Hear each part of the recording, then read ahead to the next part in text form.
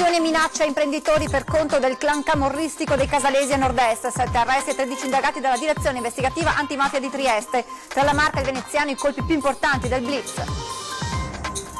Terrore in casa per una 61enne della provincia di Verona, picchiata e rapinata da 3 banditi. La donna finisce in ospedale, i carabinieri intercettano l'auto della banda e arrestano uno dei malviventi. Lavori in corso, si rompe una tubatura del gas e l'intera cortina da un pezzo si ritrova al freddo per qualche ora. Tubo aggiustato e problemi risolti per ospedali, scuole e alberghi, ma per le utenze domestiche bisognerà attendere domani. Il 18 dicembre 78 Antenna 3 iniziava ufficialmente la sua programmazione. Il quarantennale vedrà giovedì un passaggio importante dalle 13 alle 14, una diretta speciale per il riconoscimento della città di Treviso, la nostra emittente.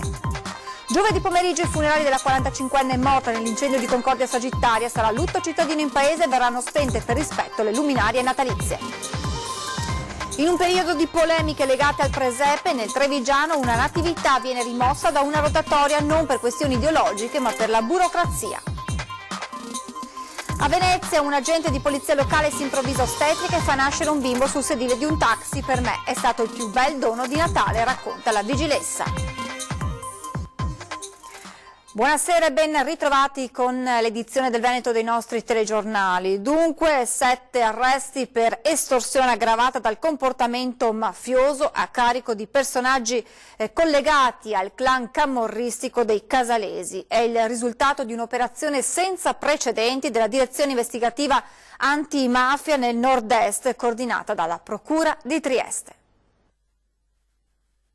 Le mani della camorra nel Nord-Est, presenti ma solitamente avvolte nell'ombra, si sono chiuse a pugno in una terrificante serie di estorsioni in pieno stile mafioso. 7 arresti, 13 indagati complessivi e 16 perquisizioni sono state disposte dalla Procura della Repubblica di Trieste ed eseguite dalla DIA del capoluogo giuliano in collaborazione con le Fiamme Gialle nei confronti di altrettanti componenti del clan dei Casalesi. Nel nostro territorio non è mai accaduto un fatto che vede 7 arrestati con l'aggravante del metodo mafioso, quindi Tutto ha avuto origine dal broker di Portogruaro Fabio Gaiatto, in carcere per una truffa da 72 milioni di euro nei confronti di circa 3.000 clienti a cui aveva promesso rendimenti a doppia cifra senza mai erogarli in pratica. 12 di quei milioni però erano stati investiti dalla camorra. Ben prima dell'indagine della finanza che ha incastrato il broker per truffa, il clan ha inviato i suoi emissari alla porta della villa di Gaiatto a Portogruaro, garantendogli da una parte protezione, addirittura picchiando gli altri creditori, ma dall'altra organizzando una massiccia operazione di recupero dei denari.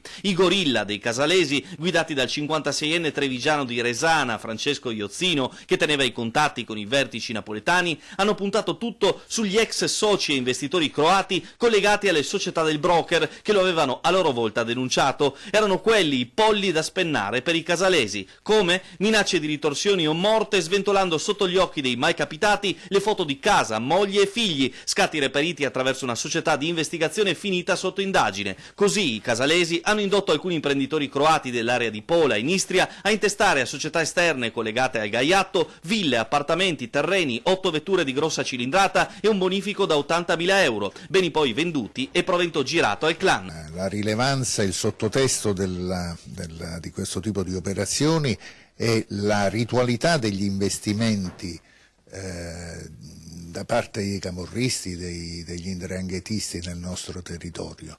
Quindi qui sono stati costretti per le vicende a usare la coppola. Coinvolti nelle estorsioni anche un ex poliziotto 61enne di Udine domiciliato a Trieste e un 63enne trevigiano, accusati di favoreggiamento invece un friulano di 42 anni e un veneziano di 48. Oltre a Gaiatto e Iozzino, l'antimafia ha ordinato l'arresto dei napoletani Gennaro Celentano, Mario Curtiello, Walter Borriello, Luciano Cardone e Domenico Esposito, tutti già detenuti e legati a doppio filo con i Casalesi. Esposito è nato a Napoli e risiede a San... Picchiata, rapinata in casa da 3 malviventi armati. La vittima è una 61enne di Oppeano in provincia di Verona. I carabinieri intercettano l'auto della banda e uno dei responsabili viene arrestato. Hanno atteso che la donna a 61 anni tornasse nella sua abitazione, poi l'hanno bloccata, picchiata e rapinata. tutto per portarli via 200 euro e qualche monile in oro. È accaduto in una zona isolata di Oppeano. È stata la stessa vittima, ancora sotto shock, a chiamare i carabinieri e raccontare ciò che le era accaduto. La donna, colpita più volte alla testa e al volto, è stata trasportata all'ospedale. La prognosi per lei è di 30 giorni. Immediatamente è scattata la caccia alla banda, composta da 3 persone. L'auto dei malviventi, una Golf Volkswagen, risultata successivamente rubata, è stata intercettata lungo la strada a poca distanza dalla casa della 61enne. È iniziato un inseguimento fino ad un parcheggio di Raldon. La macchina è stata così bloccata da 2 auto dei militari. I 2 malviventi seduti al posto dei passeggeri hanno aperto le porte e sono scappati a piedi, lasciando il guidatore, che ha subito reagito in maniera violenta contro i carabinieri. Non solo, ma l'uomo ad un certo punto ha estratto una pistola. Solo il sangue freddo dei militari ha evitato che la situazione potesse degenerare.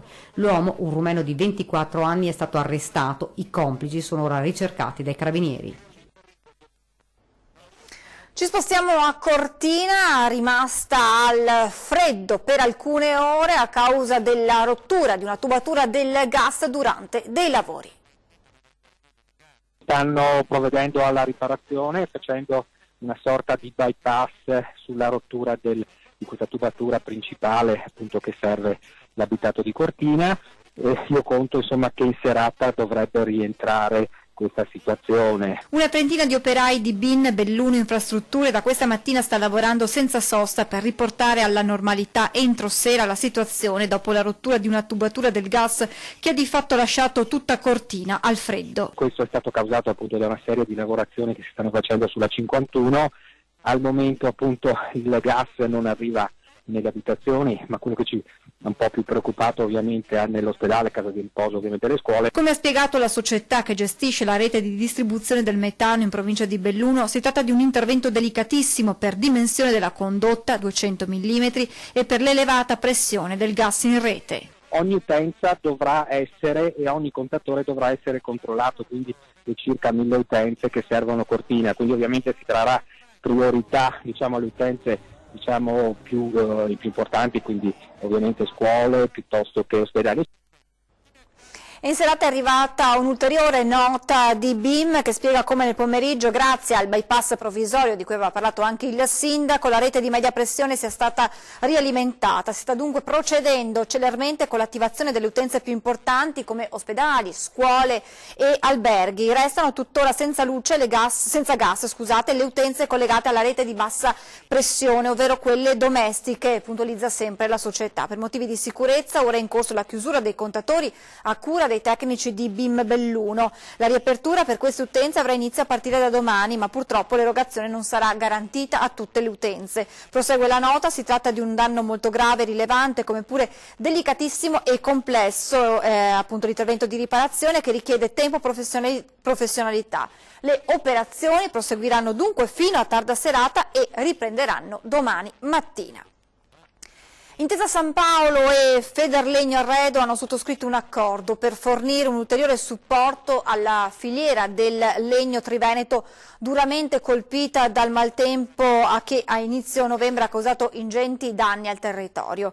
La banca mette a disposizione della filiera del legno del Triveneto un plafond di 100 milioni di euro, anche con possibile accesso al plafond Circular Economy stanziato dalla banca e utilizzabile in questo caso ai fini del rimboschimento, di attività rigenerativa dell'ecosistema e di prelievo del legname in modo da evitarne il degrado. Intanto ieri sera durante la nostra trasmissione Ring il presidente del Veneto Zaia ha ringraziato le televisioni del nostro gruppo per il sostegno dato ai veneti colpiti dall'alluvione. Grazie ai soldi raccolti verrà realizzata un'opera simbolo, i serrai. Poi a Ring si è parlato anche di autonomia e pedemontana.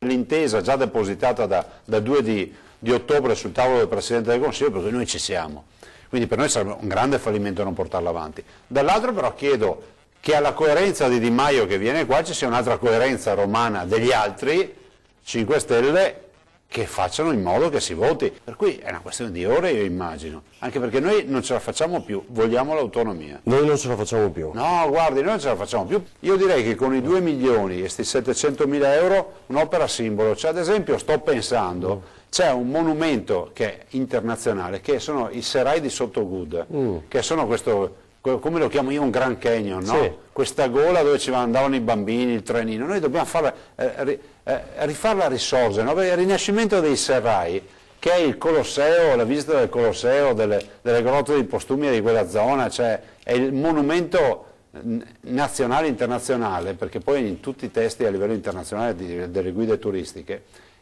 se rinascono quelli, rinasce la montagna. E quindi sto pensando proprio di fare un progetto ad hoc e metterci lì i nomi di tutte le aziende, anche della signora di Torino che mi ha dato 30 euro, del bambino di Achille che mi ha dato 5 euro, sì, esatto, cioè 5 fare una tabella e dire grazie a loro questo si è potuto realizzare. Pedemontana doveva essere questi giorni, anzi addirittura a novembre, no, per l'inaugurazione del primo tratto. Ma sai, la tragedia è che è finito il primo tratto, è concluso, asfaltato, è pronto? è prontissimo. Ma come accade sempre in Italia, il concessionario, cioè la ditta che lo ha realizzato, ha un software, un programma per incassare i pedaggi che non dialoga con quello di ISCAT. Quindi questi non si mettono d'accordo tra di loro finché io non mi arrabbio del tutto e allora vado io a tirare, aprirò tutto senza neanche mettere il pedaggio. Per dire cosa? Per dire che bisogna trovare una soluzione. si trova secondo me? Anche questa entro fine dell'anno? La stanno trovando, io immagino che si andrà a aprire all'inizio dell'anno, però si apre questa partita. Adesso parliamo un po' di noi, di Antenna 3, perché quello di oggi è un giorno speciale, perché proprio il 18 dicembre del 1978 iniziava la nostra programmazione, un viaggio lungo 40 anni che giovedì vedrà un importante riconoscimento della città di Treviso, dove tutto è iniziato. Possiamo iniziare così. Il segnale si accende il 16 dicembre, la programmazione inizia ufficialmente il 18 dicembre 1978. 40 anni fa esatti, un'Italia, un Veneto e una Marca profondamente diversi, cambiati e non di poco in 4 decenni. E a raccontare ogni giorno questi cambiamenti, le vittorie, le sconfitte, le tragedie, le gioie, le piccole grandi storie della nostra e vostra vita, un nome, Antenna 3.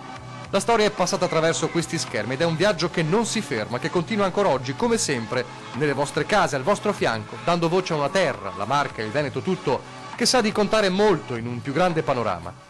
È un viaggio che stiamo ripercorrendo tutti i venerdì dalle 21:15 con la trasmissione 40, ogni settimana una tappa di questa storia lunga 4 decenni. Buonasera, inquinamento e incidenti stradali continuano ad occupare le prime pagine. Ma quello di Antenna 3 è un compleanno che vedrà giovedì anche un passaggio epocale, un premio a 40 anni passati a dare voce ai vostri problemi, alle vostre esigenze. In una diretta speciale, giovedì dalle 13 alle 14, il sindaco di Treviso, Mario Conte, donerà un prestigioso riconoscimento da parte della città alla nostra emittente. Un modo per dire grazie a tutti quelli che ci hanno lavorato e che ci lavorano, a chi ha contribuito a risollevarla nei momenti di difficoltà, tenendo duro e superando gli ostacoli in momenti di grandi cambiamenti. Antenna 3 c'è stata, c'è e ci sarà. E ve lo racconteremo in diretta, come sempre, impegnati da 40 anni a narrare le piccole grandi storie, a registrare in ogni suo battito la vita di un territorio. Torniamo alla cronaca, ancora una spaccata a Padova, ha preso di mira questa volta il quartiere dell'Arcella.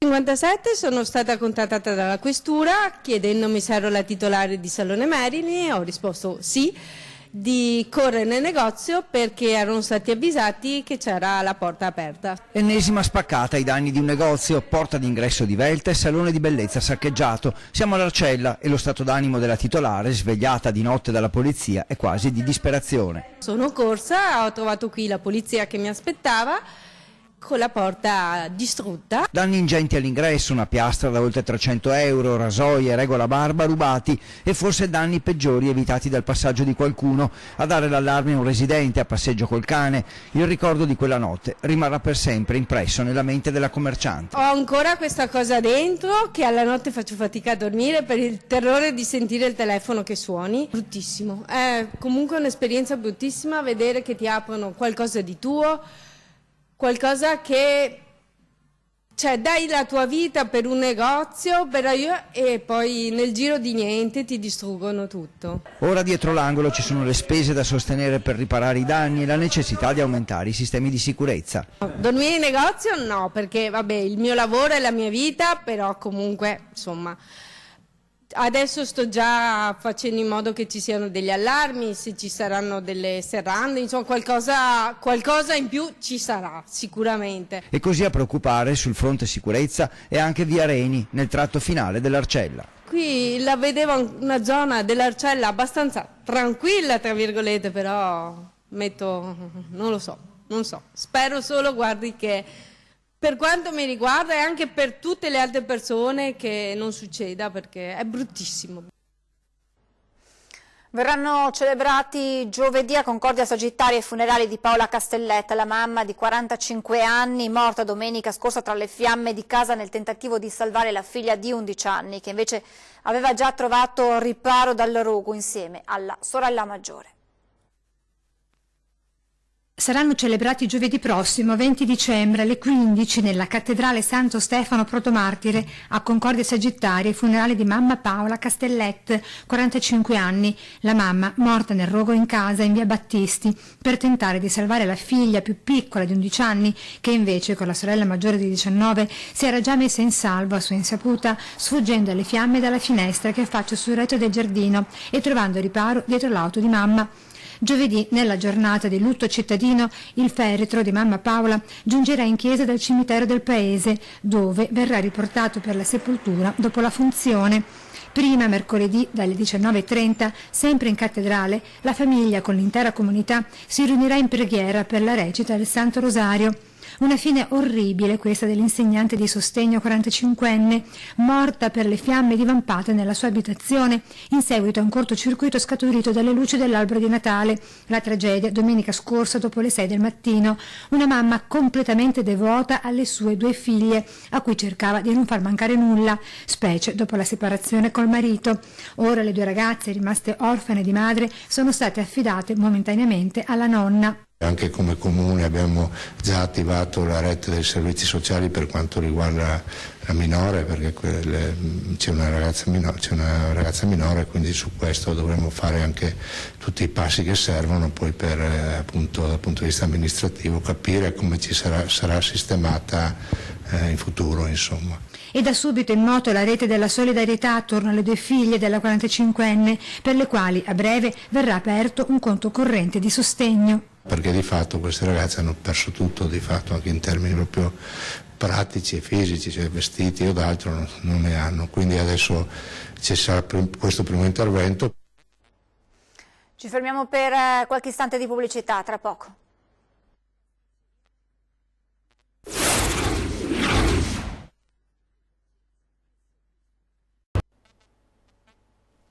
Rieccoci in diretta per parlare di un presepe, nel momento in cui si discute tanto di presepi, che a Conegliano viene rimosso da una rotatoria per colpa della burocrazia. La burocrazia entra a gamba tesa anche in occasione del Natale. Succede a Conegliano, dove un'azienda di Mareno aveva deciso di contribuire al clima natalizio collocando una presepe sulla rotatoria tra via Istria, via Pittoni e via Battisti. Ma pochi giorni dopo le sagome della Natività da quel rondò scompaiono. Inizialmente si pensa ad un atto vandalico, ma in realtà dietro alla rimozione c'è proprio una questione burocratica. Da quanto si apprende, infatti, l'installazione prevedeva delle lucine che sarebbero andate in conflitto con la sicurezza stradale, come evidenziato dalla polizia locale, e per la collocazione non sarebbero arrivate le autorizzazioni dagli uffici comunali. Il presepe viene così rimosso e la rotatoria resta là a fare il suo dovere, meno natalizia di prima. Adesso una bella storia a lieto fine che ci porta a Venezia. Sentiamo che cosa è accaduto. E questo è il taxi dove Sì, questo è il taxi dove è avvenuto tutto il fatto. Il fatto, come lo chiama con umiltà lei, è il dono della vita, il cui primo vagito ha accompagnato il primo respiro del neonato ieri sera dopo le 20 in Piazzale Roma. A Venezia con la vigilessa protagonista di una storia d'amore grandissima, una storia tutta natalizia. Hai fatto nascere un bambino. Sì, ci siamo ritrovati qui ed ho dovuto far nascere un bambino, non c'era altra scelta. L'operatrice del SUEM mi ha assolutamente detto che dovevo far partorire la signora e così è stato, seguendo le sue indicazioni. E chi se non lei poteva farlo nascere? All'anagrafe di soprannome fa Nata. Simona Boscolo, 29 anni di Sottomarina, vigile semestrale, ha visto arrivare Pisa 3 a tutta velocità. È a lei che il tassista ha chiesto aiuto quando ha capito che la donna di origine bengalese che portava nel taxi non sarebbe riuscita a raggiungere il civile, con la vigilessa che si è tramutata in ostetrica. Così e tanto altro quando si è della polizia, ogni occasione è diversa, ogni problematica, ci sono tanti ambienti diversi, tante situazioni diverse, questa volta per fortuna positiva è tutto andato bene. Grazie al suo aiuto la mamma ha partorito il bimbo sul sedile posteriore del taxi, con il tassista Gianluca Visentin decisamente confortato dalla lucidità della gente. Il merito va tutto a lei, è stata bravissima, io francamente ero pietrificato e il suo collega pure, noi maschietti. Storia a lieto fine con la mamma e il suo piccolo ancora in ospedale ed entrambi in buona salute. Quando hai avuto il bimbo tra le tue braccia cosa hai pensato? È stata un'emozione bellissima, pur essendo comunque ancora troppo coinvolta da non riuscire a capire probabilmente quello che stavo facendo. Un bel regalo di Natale. Un bellissimo regalo di Natale. Vi ricordo l'appuntamento con 20:10, ospite in studio Adriano Sabadin, figlio di Lino, ucciso da Cesare Battisti nel 1978. È tutto, vi lascio come sempre le previsioni del tempo, grazie per essere stati con noi, buona serata.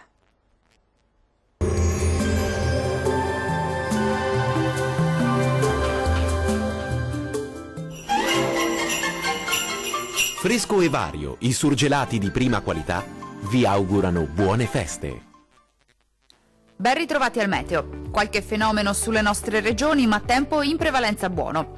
Nel dettaglio sul Veneto sarà ampiamente soleggiato al mattino con cielo poco o parzialmente nuvoloso, solo con qualche foschia. Dal pomeriggio non si esclude qualche pioggia sui settori occidentali, in estensione entro la nottata anche a tutto il resto della regione. Temperature piuttosto fredde, con minime tra -3 e 0 gradi. Valori massimi compresi invece tra 4 e 7 gradi. Diamo ora uno sguardo al Friuli Venezia Giulia. Situazione un po' diversa sulla nostra regione, dove invece il tempo si manterrà in genere più asciutto e anche soleggiato e il cielo sarà al massimo poco nuvoloso. Entro la nottata non si esclude qualche pioggia a carattere sparso. Temperature minime comprese tra -2 e 0 gradi. Valori massimi oscillanti invece tra 5 e 8 gradi circa. Vediamo infine la situazione del Trentino Alto Adige. Tempo a due facce sulla nostra regione, con qualche precipitazione, localmente anche a carattere nevoso a bassa quota sui settori meridionali e con tempo più asciutto e in genere stabile invece sulle aree meridionali, dove sarà anche per lo più soleggiato. Temperature minime intorno a 0 gradi. Valori massimi oscillanti invece tra 3 e 6 gradi circa. Dal meteo di Antena 3 è tutto. Arrivederci.